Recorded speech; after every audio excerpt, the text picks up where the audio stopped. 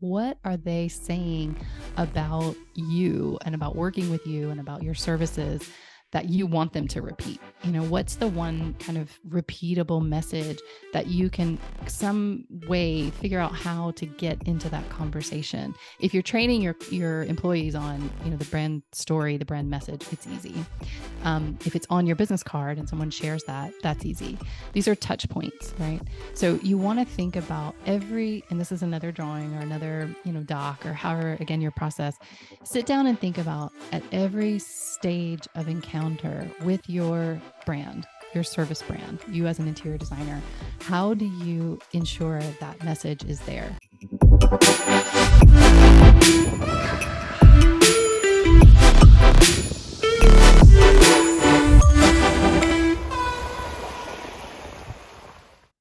Right. Welcome at the Beyond Interior Design podcast, especially for the people that listen to it for the first time. This is where we explore the most beautiful profession in the world, interior design, to take it to new levels. I'm Mark Wiskus, your host, and I'm interior designer since, I was born.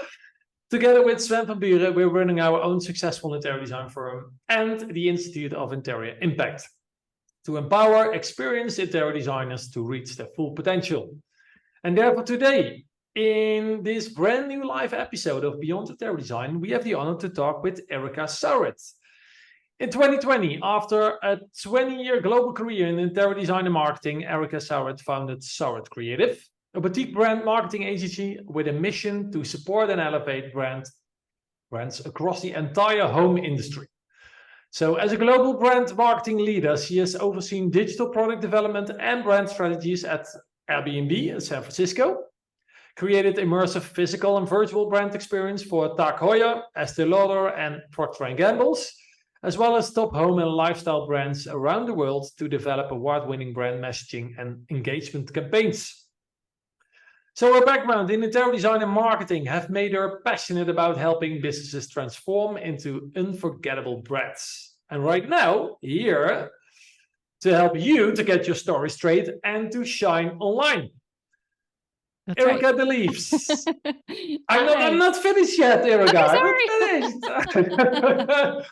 No, I'm not finished. Edit that part out. Your belief, a very important part. Your belief, right. we can't agree more with that. The more clients and customers who understand the value of working with an interior designer, the better world we create for everyone. That's true, right? So please welcome her to the mic, Erica Saurit. Thank you, Mark. That was a great introduction. I will say we do have a shared mission, and all of us will benefit when interior design has its brand problem straightened out. And what I mean by that is that so many people mistake interior design for something that it's not, right? They don't understand the importance, the gravity, the significance that real great interior design can bring to our lives. It literally can change lives. It can make us smarter. It can make us more safe. It can make us healthier. All those things that, we know it can do as designers, but yet I think the brand itself, the discipline of interior design suffers because a lot of people don't understand how important the work is that we do. So my mission as an interior designer turned brand marketing strategist for the home industry is to help change that, to help interior designers get their story straight so that they can be heard and hired for the value that they bring to a project. Yeah, it's all about the value, communicating the right value. And that's the most hard part. But you have a kind of framework for that. We dive later into that because it's really actionable and doable. That's why you are in the podcast. I love that. Yeah. I like simple, so then it's doable. Then it's doable. Yes. Yeah. Well, one of the best sales mentors I know, they teach me the two most important things in running a successful business are one, innovation. Yes. And two, marketing. Well, we innovated like crazy the last few years with our own interior design firm. We developed a whole new way of designing because, the way we have been told and teach in design school, we didn't believe in that one. Mm-hmm. It was kind of old-fashioned. So that's what we're sharing today. But there's the second element, marketing, and that's another game. So how would you describe marketing? So, okay, marketing is a very essential, as you said, and critical part of your business, but it's really also, like interior design, super misunderstood. And a lot of creative people who come into, starting their own business, designers of any kind, but interior designers especially, think that because it's a creative pursuit that, it should be easy to do, right? You should be able to just figure it out. You should be able to, create beautiful assets, beautiful imagery, a website, collateral, do social media. All of that should come naturally and easily because it is primarily in our industry visual. However, there's a bigger, part of what marketing actually is and what it does. If you know anything about a educator and strategist named Marcus Collins, he wrote a book recently called For the Culture. And I really like him because he talks about marketing and branding and the whole kind of structure of, why we do this from a very theoretical standpoint. And he says that one of my favorite quotes from his new book is, marketing is about understanding and influencing behaviors. And that's it. Like there's a lot of very, long descriptive, things out there that talk about, marketing is, positioning your product in a place to where your, customer can find you at the right time, whatever. All of that is true, but I really like that he gets down to it pretty fundamentally and just says, listen, you are marketing all the time to your team when you ask them to kind of, take on and adopt a new practice in your office. You're marketing to your kids maybe, or your family when you're asking them to do something that you want to do, like, want them to do, like eat dinner or get off their devices. You are all the time creating a marketing plan. You just don't realize it. You're understanding what is driving the emotion or the influence, what's going to influence them to change their behavior. And that's the heart of what marketing is. So in a business, especially in an interior design business, you are trying to influence the behavior of your clients to understand, like we talked about, the value of what you do. So your marketing has to start there. I talk a lot about, and I know we'll get to this too, but marketing and branding are kind of like, they're walking hand in hand. They're different. They're not the same thing. Your brand is what Jeff Bezos said. It's what people say about you when you leave the room. It's the emotions, the feelings, the memories, maybe the tagline or the song or the phrase or whatever it is about your business that someone kind of internalizes about you. And we all have an affinity for a brand. And so when I say marketing and branding go hand in hand, I think it's really important. And I train my clients to think like a brand so that their marketing becomes easier. Does that answer your question? Yeah, well, yeah, I'm just thinking about most of the time, and that's the funny part actually always with branding and marketing is that you have a kind of initial idea why you start your business. Right? You see the world in another way, like just like we told you, right? We didn't like what we saw in the interior design process, that it took so long, that you didn't get the depth, that you have all this technology right now. You can co-create, and it's so old-fashioned. So that starts, but that's the story you want to tell. So actually your first initial start of your business, why you do what you do, is most of the time, is that your branding story? And people are thinking about, what do I need to tell about my business? No, it's that. Yes. It's exactly what makes you tick, why you started it in the first place, right? Mm-hmm. Yep. So yeah.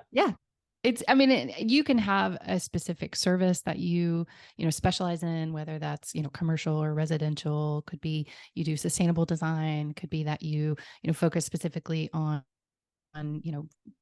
full home, remodeling or building, or you do, a different type of design. You probably have that figured out. But at the same time, there's a ton of other designers offering that same service. So you can't differentiate necessarily with that as a brand. It's like when you compare, let's say, like Nike and Adidas, or another brand that's offering the same kind of product, right? Even though we're a service, they're offering the same thing, but what's going to, allow you to choose one over the other is going to be based on the brand and the story that brand is telling you in their marketing. So what are the common mistakes you see in the interior design world? That should be a big frustration for you, or pain almost. It's a pain point that I've spent my marketing career trying to solve. It's how do designers really express that value? And I see designers getting wrapped up in, again, the visual side of marketing, and stopping or not focusing enough on how they communicate their services and their value. It's not just the words, the copy, but it's also, how they onboard and train people into their team. Like what is it that, your lead designer says to someone when they sit next to them on a plane or at the airport or in the grocery store? When someone asks, what do you do? What do they say? More than just, I'm an interior designer. Do they speak to the values that drive your business? Do they speak to, the real unique things about your business? That is wrapped up in where I see a lot of interior designers and a lot of interior design firms and businesses, they fall short on the marketing and the branding. So I get very upset and very frustrated, because it's something that where we start is that messaging, that positioning and messaging, to make sure that everybody understands that from the top down in the company. And that's what's driving, decision making across the company itself. It's not just the values, it's kind of the mission. It's all wrapped up. So we help define that. The second thing I see is that there's kind of there's an unwritten script on website design for interior designers, where they have to look all the same. An unwritten script. Yeah. Sometimes it looks like that. Yeah. That are all coming from the same company. Yeah, they do. Yeah. Or there's a script about how projects need to be shot or photographed, right? There's all these sort of scripts that happen. I see people starting to copy because they don't know any better. They think that looks good and that's what the industry standard is. But at the end of the day, you're talking just to interior designers when you put out a website that has the same, jargon and language on it. When you put out a social media feed that looks like everybody else's, you're not really speaking to your clients. You're not speaking to their pain points. You're not speaking to their passion for why they want to hire an interior designer. You're really just, level setting with other designers that now that you look the same, how do you differentiate? How do you stand out? Why would someone choose you over someone else? And that's where the messaging really comes in and makes a place in the marketing plan. So I get really frustrated that, there's not been a lot of education around this. You said that you didn't like, you felt very strongly that the way you were educated in school was maybe different than the approach you had coming out, like what you really wanted to do with your career, how you really wanted to design spaces. What you learned was very different. And I think that, the school that I went to for interior design didn't spend any time on marketing. So I knew nothing to teach it all myself or learn it from mentors that I ended up working with. And so I want designers to know, there are resources for this now, more than there ever have been before. And the internet gives us this incredible library of mentors and people to reach out to and resources. So it is a problem. It's the biggest one, I think, in marketing right now. But it's fixable. Yeah, I loved that you said this unwritten script, because I think we are in the creative industry. Right. So you could say you could do whatever you want. If you want people in your environments photographed in your rooms, you can do that if you want. If you want this more messy place or full of objects, or not as minimalistic homes or showrooms or whatever. Yeah. It combines really good with your story. You have actually all the freedom to do that. And it's very easy to differentiate yourself from the rest when you do that. When it's quality, of course, you need quality pictures. That's the kind of logic for me. But you can be different very easy, actually, if you don't compare yourself with the other people. Well, can I give a quick example? Yeah, of course. I agree with you. Photography is critical. Like I would say, I know we're going to talk about investments, but if you have limited funds and you're looking to kind of, plan out your budget for next year, and you don't have good photography, or you're waiting to shoot a project, make photography the first thing that you really invest in. But take your time and find the right photographer. Find a photographer that's going to really ask you the right questions about your brand, who's going to, want to shoot it with you as a collaborator. collaborator. Is that like a Labrador? Like a collab? Sounds good. Yeah. Collaborator. Labrador. Yeah. Collaborator. Yeah. You want to find someone that's going to collaborate with you and that will help those images tell that story. Because again, that story is not about you. That story is about your client. So when your client sees the photos on your website, your Instagram, or your social media, your LinkedIn, whatever it is, they see themselves in that space. And that's what makes them, think about calling you before they even read anything. But so yeah, images are super important at telling a story about the client, about the lifestyle, about the value that you can bring. Yeah. So again, you tell me visuals. Okay, we're focused on visuals, but actually the whole script for your visuals is your brand story. Yes. Right? Yeah. Right. So you can communicate with everybody in your team, like you said, about your brand story, and then they know what to do, how to translate it to visuals or other stories or That's right. Get it. Yeah. And then marketing budget is always another thing. Marketing budget. Who has a well, yeah, I'm always curious. How many marketing budget do you have for the next year? It's most of the time it's like, we'll see how it goes. I have some projects and I have some clients that are on the waiting list. Maybe let's see. Yeah. Yeah, but we find out very recently that we start with advertisement just because we want to, it's one big laboratory for us to see how it works. And we are experimenting with ads and we see how it works. And it's not a surprise that it works, because why is the whole world on advertising? But you see that your brand story can help you a lot with the right message. And your clients are literally calling you with, hey, if I get it right, you're not that interior designer that does this, this, and this, and this. Is it? No, I'm not doing that. Great. Okay, let's continue the conversation. I literally had this afternoon. I was like, this is amazing. A few sentences in an ad, and they know exactly why they need to call you, and then they want to continue the story and have a new appointment. You know why that works? Can I tie this all together? Because most ads, whether you're doing social ads or you're doing Google ads, they're working based on keywords, right? Those ads are being successfully served back to someone who's searching for the things they're looking for. So like, let's say you're searching for a restaurant. You type in vegan Thai, and like you're specific, right? Vegan Thai near me. And the ad that has plugged in that we serve the best vegan pad thai in all of, Amsterdam, they're going to serve back that ad to you because you specifically asked for something that someone could specifically give them. But if you don't have that script, that like brand script or that story already written, if you're just saying, restaurant, I don't know, vegetarian restaurant, right? It doesn't mean the same thing as what someone who's specifically looking for vegan Thai near me. You have to really, again, think about advertising as a way to meet the people who are looking specifically for what you have. And if you're doing that creative for the ads yourself, you can already plug that in. But if you're handing that off to an agency, they're going to ask you these questions. They're going to want to know, like, what's important to you? What's your keywords? What's your, what's all the things that are going to help us create ads that drive traffic to you. And if you don't know them, or if you're not specific enough, your ads aren't going to be as successful. So it sounds like you have, if they're working really well, you have been really clear about how you define them and create them.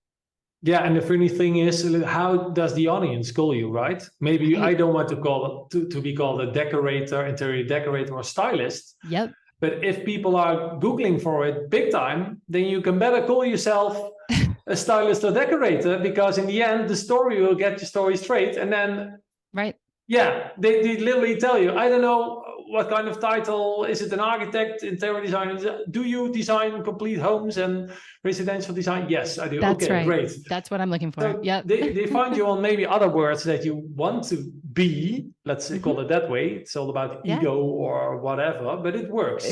So I call it jargon. I like jargon. Yeah. Those words like that we all learn, in school or when we work for a firm, that we're all, again, saying to each other, we're talking to each other. We're not talking to our clients. They don't know what some of these things mean at all. They don't know what full service means in some cases. They don't really understand like the depth of the language that we get to. And when we talk to other architects, or we talk to our other designers, or we talk to people in our project, then we can use that language, right? Because we can talk amongst ourselves. But when we're trying to reach clients, it sounds, it's over their head. It makes you sound boring. It makes you sound, and in some ways a little, condescending. So like, don't do that.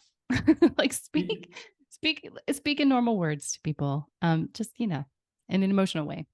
That sounds really easy, and it is It does, easy when but you it's are not. in an emotional way. Yeah, when when you just talk with, wait, why do you do what you're doing? Then they have a really cool story, and it touches, and it's heartbreaking, and it's like, yeah, now I understand why you are an interior designer.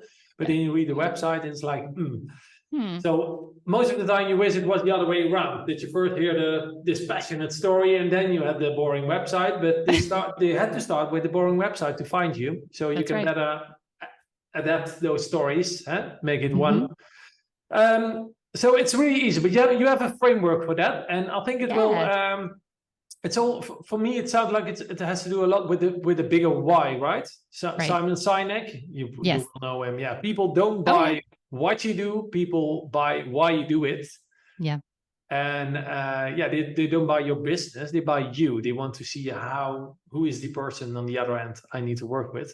Yep. So, how can we leverage our clients' core emotional motivations? Let's call it that way, to build unforgettable brand stories. Yeah.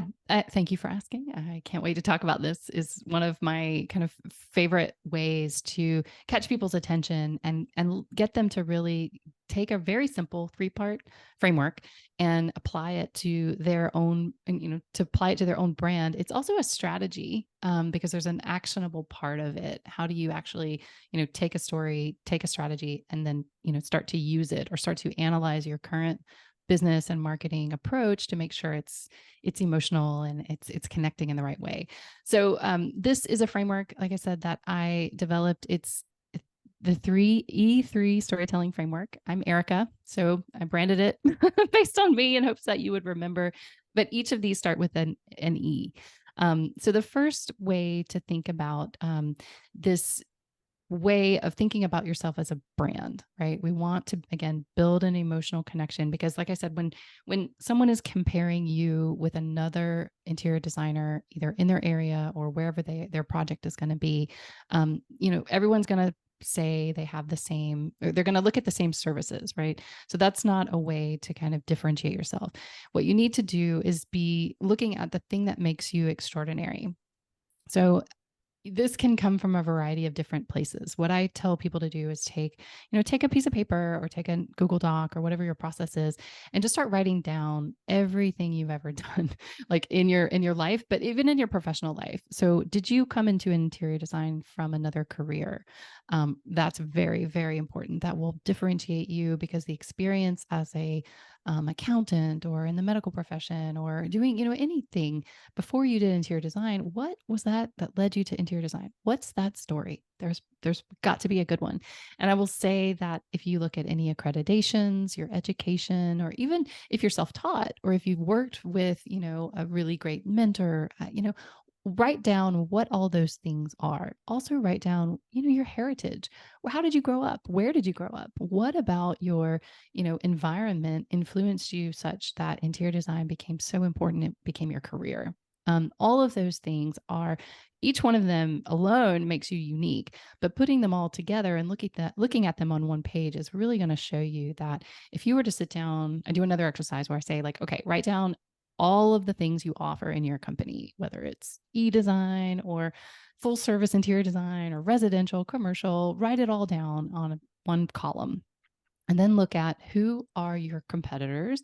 Who are you being benchmarked against? So when someone has 2 proposals in front of them, or 3 proposals, what are the things on their list, right? And you can take a line, you can cross them out. Because if you're both doing, again, full service interior design, e-design, furnishings only, renovation, rebuild, none of that is different. They can't make a comparison, right? But if you start to express yourself as a designer with a background in, I'll just use accounting, or in kitchen, you're a certified kitchen designer, or you have something that's going to allow you to start to stand out, that's where we start building a story. in the case, do one other exercise in around this first E, and that's where we make a list of all of the positive attributes of your brand. And a lot of times designers will say, I've got 20 years of experience doing it. I've, blah, and you list all those things out, and those again become extra parts of like what makes you extraordinary. But then we have the opposite column. We've got, what it is, what are the potential negative associations with your brand? And a lot of times those, I see some of the same ones that like, I'm really small. It's just me and another designer, or it's just me and my assistant, or it's just me, or it's just me and a couple of other, we're just really small, and people don't anticipate that we can take on really large projects. And I asked them to say, okay, how can we take that story and make it extraordinary? What does that mean that you're small? It allows you to give extra hands-on attention to your clients. It allows you to pivot quicker and faster and make decisions better. It allows you to reach out directly to that manufacturer if there's a problem, or a vendor, right? You've got a personal relationship with them in your business. Your name is at stake, but that's a value to your client that another bigger firm might not be able to offer. So there's a touch point there that we start to build stories around. So that's the very first one. Extraordinary. The first what E. makes you extraordinary? Spend a lot of time on that and really kind of make a great list. But is it a kind of ideology or not? Is not yet? Not yet. Okay. I mean, we're going to get to that. Yep. Oh, it's another one. Yeah. Right. Yeah. The ideology comes in. I mean, yes, it can be part of, again, that thing that's driving you, that value system, right? Yeah. Of independence or freedom. That's emerging here.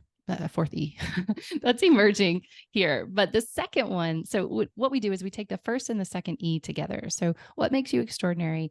And now we flip it back to the thing I was talking about earlier, is like, what is the thing that's making your client pay attention? What is it that is, making them really lean into your story? And it could be that you both went to the same school. It could be that you both come from the same place or have the same family heritage, or it could be that you come from, the same kind of background and you transition to something else. It could be that you focus on families. Okay, that's going to be there. But now that we've got that extraordinary part, the second part is the emotional resonance. So we're going to flip to our client, and we're going to start to say, the very typical first marketing approach is like, define your ideal client. This is very important. And the reason people, and every marketer tells you this, is because you've got to know who you serve. You've got to know what they're looking for. Just like on those Google ads, you've got to know what it is that they're really, really looking for. But I say beyond like the feature set, I want my home renovated. I want a new, office I'm working from home now. I want blah, blah, blah, whatever that list of kind of features and functions is. There's a benefit that is driving an emotional decision-making process behind all of that. And one way to step back from this is to say, when we go back to that conversation about brand, a lot of research on consumer psychology has been done around why people make very fast decisions to purchase toothpaste or cosmetics or diapers. A lot of research has been made for a lot of big companies who really want to know, why choose one over the other, right? Same conversation, like why choose Nike over Adidas? Why choose Starbucks over the coffee shop down the street? You have an affinity for one or the other based on their values, right? So if you can get into some really deep work in understanding that core emotional motivation of what your client's looking for with interior design specifically, then you can really start to create a pretty amazing story. So there's 5 that I've identified. Do you want to hear them? 5 core emotions? Yes. Yes, tell me. Okay. So the first one is a sense of belonging. Most people, a lot of people who come into hiring an interior designer are looking to create in a residential space or even in a commercial space. Think about like an office, right? How do you get people back into the office? You get them there by making them feel like they belong to this company. They belong in this environment. So the story is not, part of the story is it's a beautiful space. It's, we've providing all these amenities, and your desk is comfortable and it stands and it sits and all the things like that. But the bigger emotional drive is going to be around the emotion of creating a sense of belonging. And so this is me. This is made for me. This is my place. I need to yes, be here. Yeah. right. And you'll have to take, I'm just going to do headlines here, because if you start with that core emotion and you start to dig into, okay, well, let's say my client is a family and their kids are growing up and they're going to be going off to school or to start their own lives. And I want them to come back. Like, I really want to always have a space for them in my home. So what does that look like to, what does that client looks like to an interior designer who's done this kind of work before? You can recognize in the things that they say about what they really want. And you can start to think, okay, I have a story in my marketing that I can speak to because I've done a lot of family homes. I've done a lot of homes for empty nesters or people whose families are growing, right? Maybe they want their in-laws to come and stay so they can be with the kids. Yep. These are interior design, the tenets of interior design, but they're also the tenets of interior design storytelling. So the second one is, I love this one. It's to be seen and heard. We all want to be seen and heard. But for interior designers, the way this shows up is, I see this a lot for designers that work with young professionals who are maybe purchasing their first home or getting their first apartment. And they're really wanting to have something that expresses their success or their sense of, independence, right? Or people who entertain, right? I've done messaging around this for clients who do kitchen renovations, to do a lot of like, they're certified kitchen interior designers, and their clients are really looking to be, to use their kitchen as a place to entertain, to bring people together. But it's a sign of success, and this is a wonderful core emotion. Like, yes, you worked really hard to be able to, create this for yourself and for your friends and your family. So the storytelling for the interior designer who wants to do more of that work might focus on some of those messages. They might it's about the meaning they attach to what you are doing, right? Yes, the value, right? The value is not just like it's going to increase the cost of your home. You'll get more out of it if you choose to sell it one day, but it's going to be more about like the quality, the value, that the emotional value. Exactly. Yes, you got it. Yes. The third, and you see the next two, the third and the fourth, together a lot, that our lives have purpose and meaning, and that we have a hope for the future. I see this a lot with architects as clients who are building, second, third, or plus homes for, the home becomes a fixture in the family. The home becomes a legacy. It becomes a character in in the family itself. And they really want to have it not just as an asset, like an investment asset, but they want it to be a place where like their kids will go with their kids. They want it to become a part of the story, and they can do this because they can. It's a really sort of source of pride, but they're building the future with this home itself. There's leaving a legacy, and so that's a beautiful one. But the final one is also, they're all my favorite, but this is my most favorite. It's wander with an O and wander with an A. So this is the sense of, we are in the world and we're often out discovering new things, new places, new people, new experiences, but it uncovers something about ourselves, right? That is going to make us a bigger person. It's going to make us think, more about our place in the world. I see this a lot with home product brands, but it also works for interior designers who are, certainly designing. I think a lot of great play spaces for children are driven by this sense of wonder, but you can also see it play out in, vacation homes, in really playful spaces where you really want to create a unique experience with the space or the place. So those are the five core human emotions that are driving an emotional resonance with your brand storytelling that I like to start stories with my clients. And these build on each other. So it's definitely, that's why you're in a podcast, of course. Beyond interior design. Beyond it's interior all design. beyond. We don't talk. You don't talk about the doors, the kitchens, the floors, the bathrooms. No, you talk about how would life be after I was here, after I designed, I created your new environment. You're designing literally your new lifestyle. What happens then? You're designing your new business. It's all about after. It's our passion, interior design. That's why I think there's the trap we always try to talk about interior designing, the whole process, and even the construction. Everybody hates construction. I never met a client who says, I love to have my whole home in bricks and debris and dust. I love it. When can we start?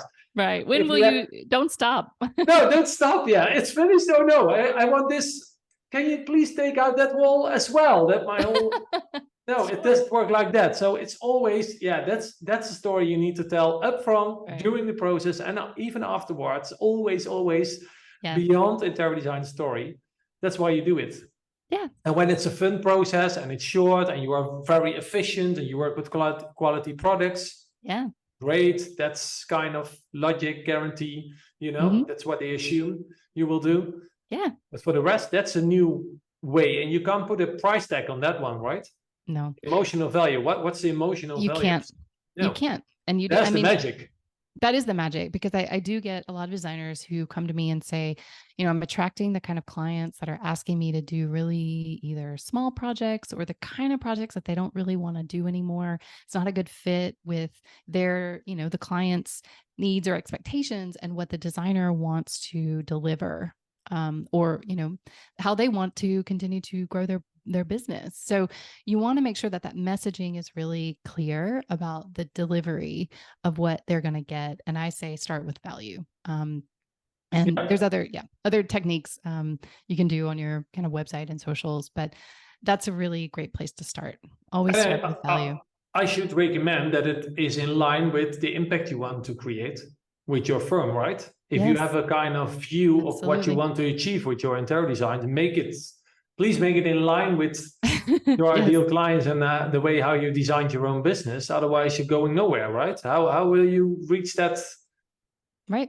Your own higher meaning and purpose. Yeah. And we all know that as creatives, we make better work when we're happy, when we're satisfied, not when we're, frustrated or stressed, right? That's not a place where creativity thrives.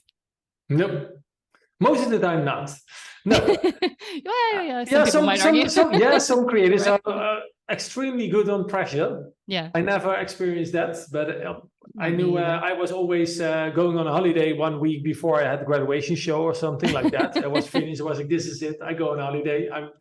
And the other ones were literally, that was the week they did everything. Yeah, they had 3 months doing nothing, and then 1 week. Right. You got it. So that's personal, but you need to it needs to be your natural, authentic way of what you want to do, how you do it, and why you want to do it in the first place. Right. Yeah. So let's go to the third and last E. Yeah. So I will just say quickly, kind of maybe a homework assignment. Sorry to give you homework from this, but you can start to really understand some of the storytelling if you pay attention to the next time you go to make a purchase of anything, like literally the smallest thing, maybe a pen, to maybe a phone, a car, maybe like a garment or something you wear. Think about, you have a choice, right? Think about, though, what are the stories that are driving you to choose one brand, one product, one thing over the other, and think about if there's a story there that has triggered a certain core emotion inside of you. And if you can start to pay attention and articulate what that is, it will help you get better at storytelling for your clients. Oh, wow. Yeah. I think it will really, homework. Yeah, but it's, I can imagine it's your buying decision. And why did you buy that? Or why did you purchase that? Yeah. I think you will get to the core of your authentic you, because you have a big reason to buy that. So it's kind of your character and your values. Right. Nice one. Yeah. Never heard about that assignment. So cool. Yeah. Try it. Yeah. Well, that will take us into transitioning to the third E, which is experiential touch points. So this is how the stories play out across the brand. So, experiential touch points are, if you start to map out the funnel, or I would say map out the experience from the moment the client first hears about you, and that typically happens nowadays in on social media. It can Yeah. happen through word of mouth. Someone's sharing, like I said, maybe on an airplane next to your lead designer, or at a party, maybe a cocktail party, in the neighborhood next to the house that just got finished renovating. Like, what are they saying about you and about working with you and about your services that you want them to repeat? What's the one kind of repeatable message that you can some way figure out how to get into that conversation? If you're training your employees on, the brand story, the brand message, it's easy. If it's on your business card and someone shares that, that's easy. These are touch points, right? So you want to think about and this is another drawing or another, doc, or however, again, your process, sit down and think about at every stage of encounter with your brand, your service brand, you as an interior designer, how do you ensure that message is there? What's written on the signage in your office? What's written on, like I said, your business card? What's on your email signature? What's on your social media profiles, your bios? All of that is really important. What do people, when they're Googling, what comes up? What's the first sentence on your website? What is all of the ways that someone's going to see you or encounter you has to be consistent. It has to say the same thing about your brand. So that way people, once they see it and hear it over and over again, they understand, okay, I get it. I'm starting to get it. And I'm curious to know more. That's what you want. You want people to lean in and learn, or call you or DM you or whatever, that you want them to approach you and get more information from you, because that's when you can start to educate them, nurture a relationship, and really, get to the heart of what their problems are. And so you can figure out if you're the right fit for, to work together. Yeah. So that third E is experiential touch points. And that really happens after you've got that figured out, that story figured out. Yeah, cool. I know there are some of my mentorship clients here in the live. So, and we know we developed kind of quotes and one-liners that their purpose and meaning is really clear. And yeah, I see them already. Yes, I know. Are they nodding their head? Okay, yay. Yes, she is. Excellent. And so your advice to communicate it everywhere when your message, your higher meaning, your purpose, the impact you want to create is there. You cannot tell them enough, because they want to make sure in every phase of working with you, they want to know, I'm in the right spot. This is my designer. Yes. This is the value I want to get. This is how I get what I want. Yeah, that's it is marketing. Yeah, but you just need to tell them every time why you do what you do and why you love it so much. Actually, that's it. And tell there are them, a lot of tell them what you told them, and tell them again. Oh, say it again. Sorry, tell them what you told them, and then tell them what you told them again. Just continue to say the same thing again and again. Yeah, you can be creative with interior design, right? Not with marketing. Just do it once and do it good. That's right. Yes. Yeah. Well, so yeah, you do it. Yeah, like you said, you do it always. You can you communicate it everywhere you can. Mm-hmm. Even when you are, that's where the elevator pitch word is coming from. Right. Yeah. So, well, we can create our own brand stories. But what happens when we have our story straight? What's next? Yeah. So I would say that the next step, right, is to think about, again, those experiential touch points. And that's where you can start to prioritize where you want to maybe spend money on marketing. Let's say, and you certainly can't do it all. Interior design is a business. Let's not forget, you need help. You need partnerships. You're not building your own projects. You don't do your own plumbing. You don't do your own taxes. So why would you expect to do your own marketing? I would say hire somebody internally, train them on your brand message and your voice, and let them execute for you. But once you really have that message nailed down, you're 1,000 steps ahead of everybody else. But again, take a look. I'll say very simply, sort of take a look at what the biggest priority for your business is. If you are trying to attract more clients, think about where they are, right? If that potentially is Instagram or some social media channel, then make that a priority. If most of your business already comes from referrals, it's probably not the best spend of your money to be investing in social media, because it's a different type of conversation that happens on social media. It could be behoove you to invest in, an email campaign that rewards or incentivizes those word of mouth clients to either think about you when they're starting their next project or to recommend you to a neighbor.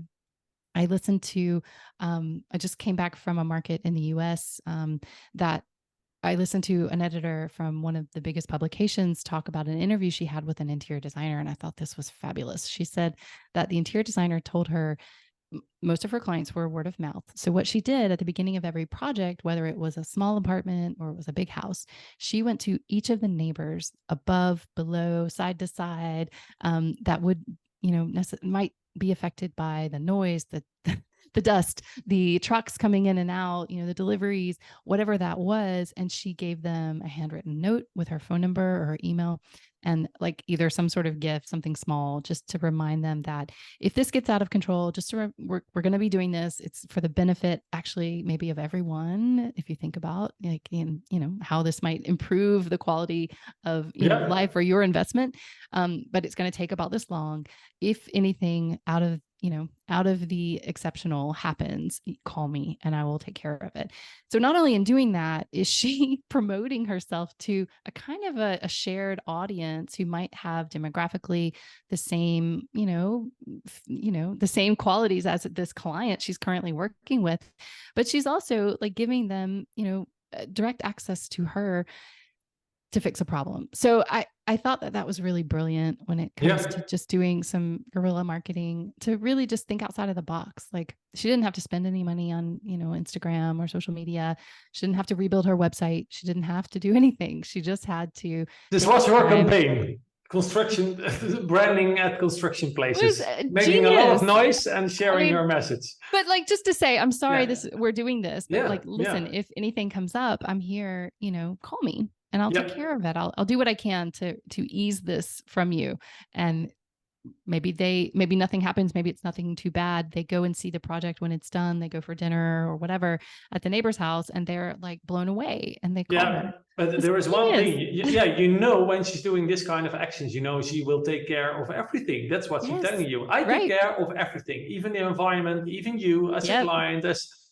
That's the power. That's amazing. So that alone is just I would say, once you've got that message figured out, figure out how to, expand it across all the touch points with your brand. And then that's really marketing at its heart. And certainly we can get more complicated than that. And I'm here to support, but that, I say, is my best advice. Get your message straight, get your story straight first, and then figure out, especially if you're on a budget, how to maximize the touch point with your brand. But then as last, one big pitfall is we are creators. Mm-hmm. So we always would like to create more, not better. So is that the pitfall, or can we just continue to create more, or what's your advice on that one? I mean, what do you mean, more as far as messaging goes? Well, we talked about in the earlier podcast about portfolio, and then we want more projects, bigger portfolfolio, but that definitely is not the way to go. You want to minimize only the best projects, the best stories. Is it the same with the marketing then? Just keep it short, simple, one. Short, simple. Here's the takeaway. The answer to confusion is always no. You're going to lose people. The answer to confusion is always no. Always no. You're going to lose people to indecision over competition a lot more often than you think. So if you're putting all your projects on your website, you're putting all the fancy jargon and flowery language and, design school speak because you think that's going to impress people, and they're confused and they don't know what you do, why you do it, and why it matters to them, they're out. They're going to choose somebody else that makes it more clear. So keep it simple, keep it emotional, keep it meaningful. And you don't need to put everything, especially when it comes to projects. You don't need to put every single project you've ever done because you think the quantity is better than quality. Quality always trumps quantity. Always, always. Good to know. And what about style? What is Style. Yeah, sometimes it looks like that's my brand. I have a style, but No, is it style an is not. ideology or what? No, what is it? So thank you for asking that question. I love this so much because designers, interior designers, any kind of, designer is going to be influenced by style. But if you build your brand on style, when the style pendulum swings, which it always does, and we're kind of right in the middle of a pendulum swing right now, which I think is amazing. If you've built a business or a brand on a particular style, like farmhouse in the US, this farmhouse modern is now swinging kind of back out of style. What happens to you? You've built it on style and not substance, right? You don't have a message. You have a style. And even if you really love mid-century, you really love some of these like classic or your traditional or transitional with your design, that doesn't define you. That doesn't define the ideology behind why you do the work that you do. It's just the visual expression of it. So yes, substance over style, quality over quantity, always. Very clear. Okay. Well, yeah, Marit, thanks a lot for your clear actionable items. Yeah, I really do love that. Yeah, I think I do hope the rest of the listeners and the people that are joining us here, they have a clear. I hope so. Yeah.